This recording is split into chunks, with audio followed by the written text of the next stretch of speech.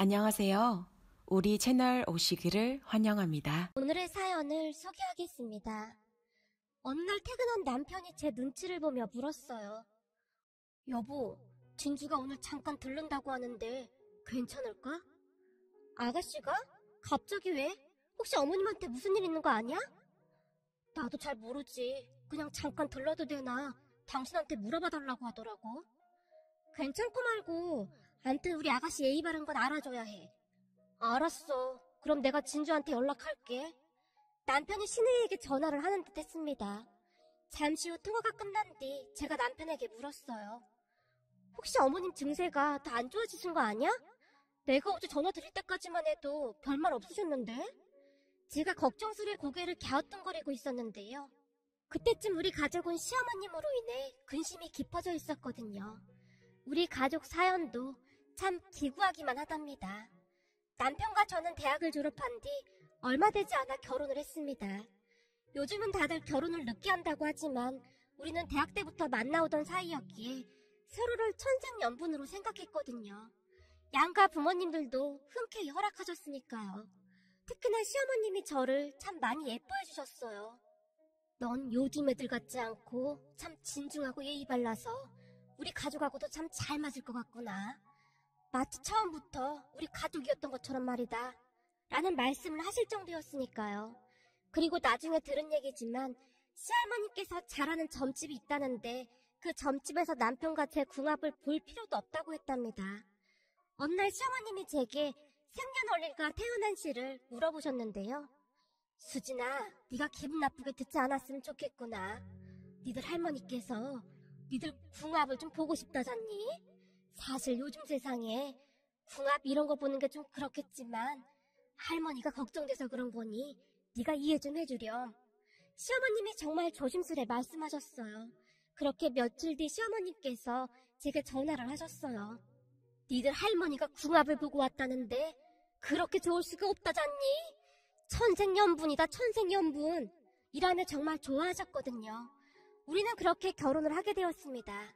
시댁 가족들은 제가 생각했던 것보다 훨씬 좋은 분들이셨어요. 시할머님도 좋은 분이셨고 시부모님과 시누이까지 정말 좋은 분들이었습니다. 특히나 시누이가 참 예의 바른 사람이랍니다. 그렇듯 우리는 결혼하고 더욱 행복한 시간을 보내고 있었어요. 시할머님을 모시고 가까운 곳에 여행도 다녀오고 맛집도 다니고 했거든요. 우리 시댁 가족들이 참 대단했던 것이 말이죠. 여행을 가더라도 모든 준비를 시누이가 하는 건 물론이었고 하물며 음식이나 설거지도 못하게 할 정도였습니다. 시집 식구들이랑 여행하는 게 어디 보통 일이냐? 이렇게 여행 왔을 때 넌 그냥 푹 쉬어. 맞아요, 언니. 언니는 그냥 우리 할머니랑 드라마 보고 계세요. 우리가 다 할 테니까요. 시누이가 저를 할머니 옆에 앉히곤 했습니다. 그래, 맞다. 넌 내 옆에 딱 붙어서 저 드라마나 같이 보자. 너 내 말 좀 들어봐라. 저기 저 시어머니가 말이야. 아주 싹퉁바가지도 저런 싹퉁바가지가 없잖니? 지도 지뿔도 없는 것이 며느리를 그렇게 구박하지 않겠냐? 아주 못돼 처먹은 인간이야, 저 인간이. 지 딸 귀하면 며느리 귀한 법도 알아야 하는 게 세상 이치인데 저리 살면 천벌 받는다. 천벌 받아. 그러게요. 생긴 것도 아주 포독스럽게 생겼네요. 그렇지. 그래서 이 인상이라는 걸 무시 못한다니까. 며느리한테 저리 하는데 며느리가 시어머니를 좋아할 수 있겠냐. 난 지금 우리 며느리랑 참 잘 지내잖니. 그게 다 서로 이해하고 배려해서 그런 거야. 너도 네 시어머니랑 잘 지내보렴. 우리 며느리가 워낙 본심이 착한 애라 너한테도 잘해주지. 그럼요. 근데 어머님은 다 할머님한테 배운 거라고 하던데요. 우리 며느리가 그랬어? 네, 할머님 같은 분 세상에 없다고 하셨어요. 어머님한테 할머님은 친정 엄마 같은 분이시라고요. 그랬구나. 사실 말이다. 나도 우리 며느리를 가끔 딸이라고 착각할 때가 있다. 내 뱃속으로 낳은 딸들보다 내 마음을 더 잘 알거든. 그리고 진주 아가씨도 너무 좋아요. 아무리 봐도 전 시집을 진짜 잘 온 것 같아요. 우리 진주야, 더 말할 것도 없는 애지. 근데 내가 가만히 보니 너도 참 본심이 착한 애야. 그러니 우리 지금처럼만 잘 지내자꾸나. 네, 할머님. 그렇듯 할머님과 제가 큰 소리로 웃으며 드라마를 보곤 했습니다. 그러면 뒷정리를 하던 시부모님과 그리고 남편과 아가씨가 흐뭇한 표정으로 우리를 바라보고 있었고요. 그런 우리 가족은 더할 나위 없이 행복한 시간들을 보내고 있었습니다. 하지만 너무 행복하면 질투를 한다고 했던가요? 우리가 결혼하고 1년 반쯤이 지난 어느 날 시부모님께서 지인분 장례식장을 다녀오던 길에 그만 교통사고가 나고 말았습니다. 그날따라 갑자기 폭우가 쏟아졌다는데 아마도 빗길에 미끄러지신 듯 했어요. 연락을 받은 가족 모두가 혼비백산이 된 채 급히 병원 응급실로 뛰어갔는데 정말이지 어이없게도 수술을 받던 시아버님께서 그만 세상을 떠나시고 말았어요. 하루아침에 날벼락이란 말이 그럴 때 쓰는 말일까요? 너무나 큰 충격으로 우리는 물 한 모금을 넘길 수가 없었습니다. 무엇보다도 시어머님께서 너무나 큰 충격을 받았던지라 심한 우울증을 앓게 되었는데요. 한동안 말씀도 못하실 정도로 정말 심각한 상태셨어요. 그것뿐만 아니라 시할머님도 물 한 모금 넘기지 못하셨으니 날벼락도 그런 날벼락이 없었습니다. 그때 우리에게는 선택의 여지가 없었습니다. 우선 남은 가족들을 어떻게든 챙겨야 했거든요. 결국 많은 고민 끝에 제가 남편과 아가씨에게 말했어요. 내가 회사 그만둘게요. 언니가요? 그치만 언니, 지금은 이게 최선의 방법인 것 같아요. 어머님께서 쉽사리 좋아지실 것 같지 않아요. 거기다 할머님도 걱정되고요. 그렇다고 당신 회사 관두면 안 될 것 같고. 당신한테 다 맡기고 나 혼자 회사를 어떻게 다녀? 간병하는 게 보통 일이 아니라는데. 맞아요 언니, 그건 아닌 것 같아요. 자식은 우리가 돌보는 게 맞는 거죠. 당신 승진한 지 얼마 되지도 않았는데 몇 달씩 쉴 수 있는 상황도 아니고 객관적으로 따져봐도 당신보다 월급이 적은 내가 관두는 게 맞아. 암튼 다들 그렇게 알고 있어요. 어머님들 할머님 건강 좋아지시면 다시 일자리 찾아볼게요.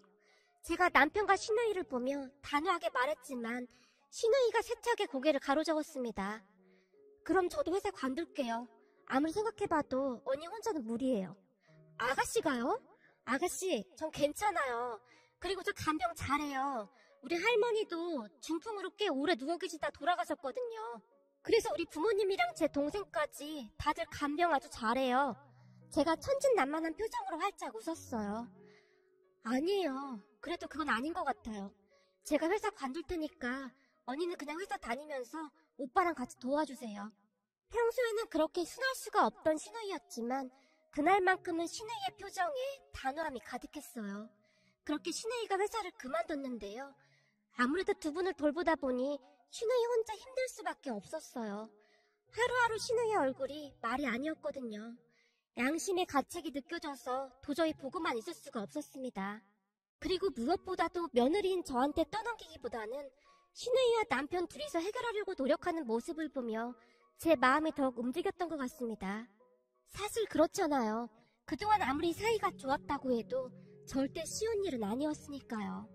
하지만 그때 당시 우리에게는 선택의 여지가 없었습니다.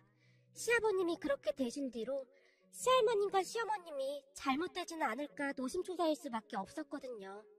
결국 저도 회사를 그만뒀습니다. 그렇게 우리 부부는 시댁으로 들어갔어요. 시댁으로 들어가면서 남편 회사가 조금 멀어지긴 했지만 그런 걸 생각할 여유도 없었으니까요. 우리 시부모님은 시아버님 살아생전 금술이 정말 좋으셨기 때문에 시어머니께서 더욱 충격을 받을 수밖에 없었는데요. 시어머님은 수면제를 드셔야만 잠을 이룰 수가 있을 정도였어요. 하지만 그것도 잠시뿐 잠에서 깨어나시기만 하면 시어머니께서 네 아빠가 날 살리려고 핸들을 그쪽으로 틀은 거야. 그래서 나만 살았던 거다. 라고 하시면서 까무러치기를 반복하셨습니다. 시할머님 또한 종일 눈물바람이셨고요. 그때 그 점쟁이가 신년 운세 볼 때 운전 조심시키라고 했었는데 내가 더 신경 썼어야 했어. 이게 다 내 잘못이다. 라며 식음을 전폐하셨습니다. 그 몇 달 동안 우리에게는 정말 힘든 시간이었어요. 그렇게 정신없는 몇 달이 지나갔고 시어머님이 조금씩 좋아져가고 있었기에 남편과 저는 우리가 살던 집으로 다시 들어갔는데요.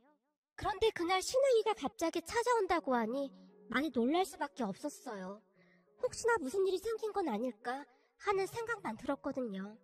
시아버님께서 돌아가신 뒤로는 갑자기 누가 찾아오거나 연락이 올 때면 또 무슨 일이 생기지는 않았을까 하는 생각만 들었으니까요. 그렇게 잠시 후 신우이가 집 안으로 들어왔습니다. 언니, 늦게 죄송해요. 늦게라뇨. 이제 9시밖에 안 됐는걸요? 근데 어머님이랑 할머님께 무슨 일 있으신 건 아니죠? 아니에요. 그런 건 아닌데 이걸 어떻게 말해야 할지 모르겠네요. 워낙 예의 바른 신우인지라 말 한마디 한마디를 조심하고 있는 듯 했습니다. 언니, 제가 진짜 말하기 싫었는데 우리 할머니 때문에 어쩔 수 없이 하는 말인 것만 알아주세요. 알았으니까 얼른 말해봐요. 무슨 일인데요? 저기 그게 말이죠. 언니도 알다시피 우리 할머니가 매년 1월달마다 가는 점집이 있잖아요? 네, 잘 알고 있죠. 그렇지 않아도 며칠 전에 저한테 거기 좀 같이 가보자고 하셨는데 제가 무서워서 같이 못 가드렸어요. 그때 아버님 찾으실 만한 얘기도 했다고 하질 않나. 이래저래 너무 무섭기도 하고 혹시나 할머니께서 또 무슨 충격이라도 받으실까봐요. 맞아요. 저도 그래서 안 가려고 했는데 할머니가 하도 가자고 해서 어쩔 수 없이 다녀왔어요. 근데 거기서 이상한 소리를 해서요. 이상한 소리요? 무슨 소린데요? 거봐. 그래서 내가 거기 안 가려고 했던 거예요. 진짜 불길하게 왜 자꾸 이상한 소리를 하는 거예요? 그게 아니라 나쁜 소리는 아니고 그 점쟁이가 하는 말이 언니랑 오빠한테 아기가 생기면 엄마 증세가 좀 나아질 거라고 해서요. 네? 아기요? 갑자기 아기를요? 그 점쟁이가 말할 때는 그냥 대수롭지 않게 생각하고 말았는데요. 가만히 생각해보니 그 말이 꼭 틀린 말은 아닌 것 같더라고요. 그러니까 제 말은 우리 집에 조카가 태어나면 아무래도 관심이 조카한테 갈 테니까 엄마도 조카 커가는 거 보면서 좀 나아지지 않을까요? 아, 그렇긴 하겠네요. 근데 저희가 애를 갖겠다고 해도 바로 생기는 것도 아닐 텐데 그것도 걱정이네요. 저기 그게 말이에요. 제가 점쟁이 얘기를 계속해서 정말 미안한데요. 그 점쟁이 말로는 언니랑 오빠가 노력만 하면 바로 생길 거라고, 아마도 3개월 안에 생길 수도 있을 거라고 그러더라고요. 물론 미신인 줄은 아는데 이게 3개월 안에 안 생기면 몇 년 있다 생긴다고 빨리 서두르라고 하더라고요. 죄송해요. 저도 말도 안 되는 소린 줄은 알고 있는데. 한동안 긴장해서 말을 하던 신우이가 긴 한숨을 내쉬었어요. 그런 신우이의 얼굴이 이런저런 생각들로 많이 복잡해 보였습니다. 아가씨, 괜찮아요. 우리 그런 사이 아니잖아요. 제가 아가씨 마음을 왜 모르겠어요? 아가씨 지금 지푸라기라도 잡고 싶은 심정인 거잖아요. 알았어요. 그럼 오늘부터 우리가 노력해볼게요. 지금 취업하려고 노력은 하고 있는데 연락도 안 오고 있고 오히려 잘 됐네요. 이참에 빨리 애기 낳아서 키우는 것도 나쁘지 않을 것 같아요. 젊은 엄마 아빠 좋잖아요. 정말요? 정말 괜찮겠어요? 그리고 진짜로 죄송해요. 아니에요. 괜찮다니까요. 암튼 우리도 노력해볼게요. 그 점쟁이가 용한지 아니면 거짓말 하는 건지 한번 보자고요. 제가 신우이를 보며 활짝 웃었습니다. 그렇게 한 2달쯤이 지났을까요? 아침부터 감기 몸살 기운이 있어서 제가 일어나지도 못하고 있었는데요. 당신 요 며칠 계속 몸이 안 좋은 것 같은데 병원 한번 다녀와봐. 그래야겠지? 왜 이렇게 졸리고 몸이 으슬으슬 추운지 모르겠어. 혹시 말이야, 그 임신 아니겠지? 설마 이렇게 빨리? 그래도 혹시 모르는 거니까 그 임신 테스트기인가 그거 한번 해보던지. 괜히 병원 갔다가 이상한 약 먹으면 안 되잖아. 그래, 알았어. 제가 남편에게 대답을 하고는 다시 누워 잠이 들었는데요. 시간이 얼마나 지났을까요? 휴대폰 벨소리가 울려서 잠결에 전화를 받았어요. 여보세요? 예, 나다. 너 혹시 말이다, 아직 애기 소식 없는 거냐? 아, 네, 아직 잘 모르겠어요. 할머님, 근데 제가 요 며칠 계속 졸리고 으슬으슬 감기 기운이 있는데 이것도 임신 증상일까요? 뭐? 그게 정말이냐? 네, 계속 잠이 쏟아지고 그래요. 네, 그럴 줄 알았다. 그렇지 않아도 내 꿈이 하도 이상해서 전화했지 않겠니? 할머니 꿈이요? 무슨 꿈인데요? 이게 몇 번을 생각해봐도 태몽이 분명하구나. 네? 태몽이요? 그래, 내 꿈에 니들 할아버지가 나왔는데 말이야. 어마어마하게 큰 잉어를 가슴에 꼭 안고 집으로 들어와서는 활짝 웃으며 나한테 안겨주지 뭐냐. 이게 태몽이 아니고 뭐겠냐? 그런 것 같긴 한데 우선 제가 임신 테스트기 한번 해보고 다시 연락드릴게요. 그래, 나 지금 꼼짝 안 하고 기다리고 있을 테니 빨리 연락해야 한다. 제가 조심스레 대답하고 전화를 끊었는데요. 정말 오랜만에 할머님의 목소리가 밝아져 있었기에 조금 걱정이 되기도 했습니다. 만약에 진짜 임신이라면 정말 좋겠지만 그게 아니라면 많이 실망하실 텐데 어떻게 해야 하나 가슴이 두근거릴 정도였거든요. 사실 그전까지는 아이가 생기면 그만이고 아니면 말지 뭐 라고 생각하고 있었는데 너무나 좋아하시는 할머님의 목소리를 듣고 나니 부담이 될 수밖에 없었어요. 그렇게 얼마 뒤 제가 임신 테스트기를 사서 떨리는 마음으로 확인해봤는데요. 세상에나 선명한 두 줄이었어요. 그걸 보는데 손이 어찌나 떨리던지 어떻게 설명할 수도 없는 그런 마음이었습니다. 제가 떨리는 마음으로 급히 할머님께 전화를 드렸어요. 그래, 해봤니? 임신이지? 내 말이 맞는 거지? 네, 할머님 말씀처럼 임신이에요. 진짜 신기하네요. 거봐, 내가 뭐라고 했니? 확실하다니까. 축하한다, 축하해. 정말 오랜만에 들어보는 할머님의 밝은 목소리였답니다. 할머님과 전화를 끊고 난 뒤 한동안 임신 테스트기만 바라보고 있었는데요. 잠시 후 여기저기서 걸려오는 전화로 인해 휴대폰이 쉴 새 없이 울려댔어요. 여보, 진짜 임신이야? 그럼 나 아빠 되는 거야? 근데 좀 서운하다. 이런 기쁜 소식을 내가 할머니한테 먼저 전화를 할머니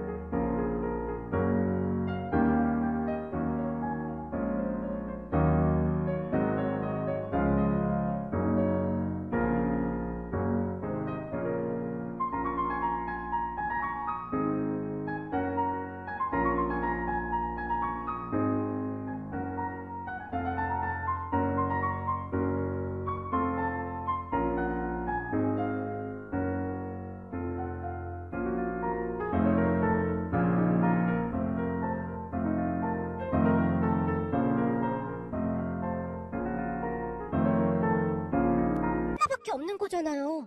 우리 애기한테는 정말 소중한 선물이 될 것 같은데요? 언니, 정말 고마워요.